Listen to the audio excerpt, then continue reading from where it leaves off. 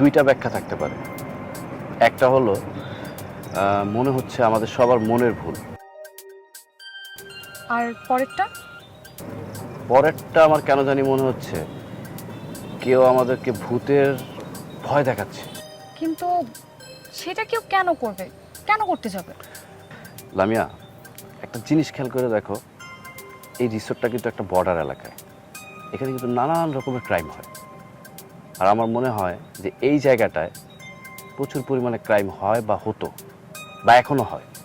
আর আমরা এখানে থাকার জন্য ওদের মনে হয় ক্রাইম করতে বা ওদের যে কাজগুলো করতে সমস্যা হচ্ছে, এর জন্য হয়তো ওরা আমাদের সাথে এরকম করতে পারে।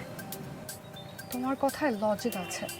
এখন তো আমারও মনে হচ্ছে সত্যি সত্যি আমাদের এই রিসোর্টটা ছেড়ে দেওয়া উচিত। বাহ, এত তাড়াতাড়ি হঠাৎ আমার কথায় লজিক মনে হলো, কি ব্যাপার? কারণ ওই লোকটা, কোন লোকটা?